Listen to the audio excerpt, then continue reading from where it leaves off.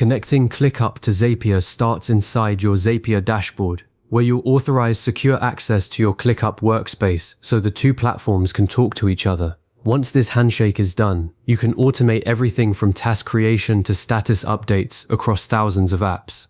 Open your web browser and head to zapier.com. If you're not already signed in, enter your email and password now and wait for the main dashboard to load completely. I always watch for the left sidebar to fully populate with icons, because clicking around before the interface finishes loading occasionally causes a blank screen on a slower connection, so give it that extra 3 seconds. Make sure you're logging into the Zapier account where you actually plan to build and manage your automations, not a sandbox or a client's account by accident. I've done that once and spent 10 minutes hunting for a Zap that didn't exist.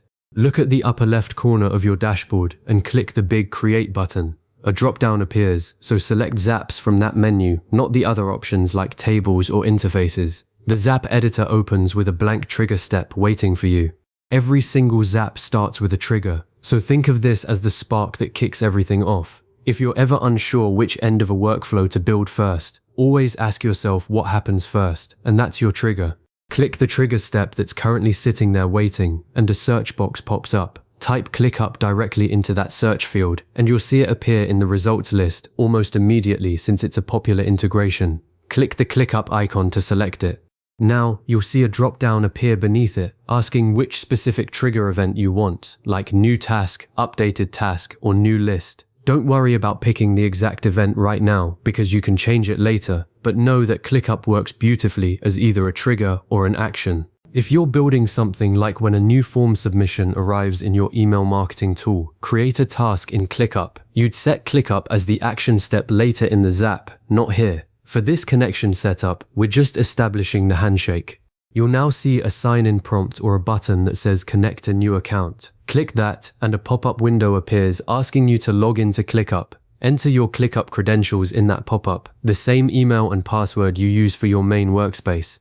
Take a quick look at the permissions page that follows. You'll see a list of what Zapier is requesting access to, things like your tasks, lists, spaces, and folders. Read through it, then click Authorize or Allow to grant that access.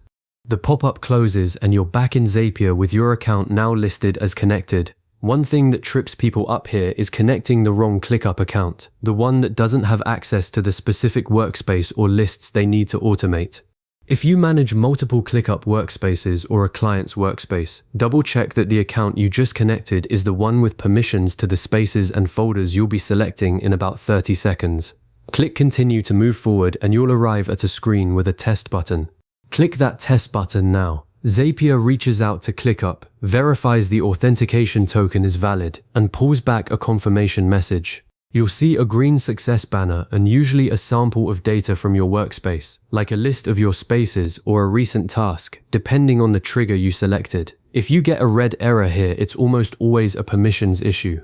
Maybe the account you connected doesn't have access to the workspace, or perhaps your ClickUp workspace admin has restricted API access. In that case, disconnect and reconnect with the correct account, or ask your workspace admin to adjust the API permissions. Don't skip this test step, because if the connection fails, every Zap you build on top of it will silently break. Now you configure where in ClickUp your automation will operate. The first dropdown asks you to select your workspace. Pick the one you need from that list. Next, choose the space, which is the broad category inside your workspace like marketing or engineering. Then select the folder if your space uses folders. And finally choose the specific list you want the Zap to interact with. These dropdowns cascade, meaning each choice filters the next one, so if you don't see the folder or list you expect, back up and check the previous selection. This is where descriptive naming saves you.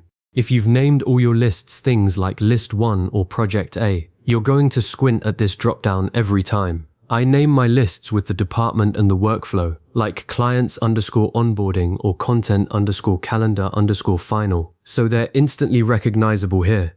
Take the extra 10 seconds now to pick the right list, because an automation pointed at the wrong list creates a mess that's annoying to clean up. With your workspace, space, folder, and list selected, continue through the remaining configuration fields for your specific trigger or action.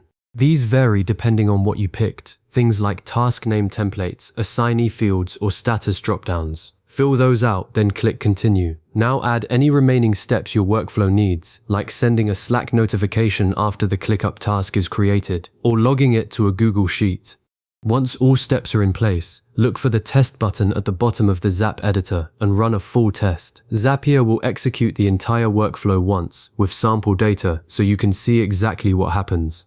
Scroll through the test results and verify the task or update landed in ClickUp exactly the way you expected. If it did, click Publish and your Zap is live. I cannot stress this enough. Run the test with realistic sample data, not just the default placeholder text Zapier provides.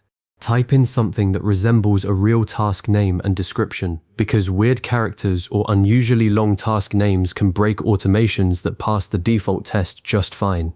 I keep a dedicated test list in ClickUp called Zap_staging, where all my test tasks land before I point the live Zap at my actual project list. Your ClickUp account is now connected to Zapier and ready to handle automations that save you hours of manual project management each week. Head into your ClickUp workspace and create a task manually to see what real data looks like before you let the automation run unattended. If anything ever breaks, you can always revisit the My Apps section inside Zapier to reconnect or verify the integration.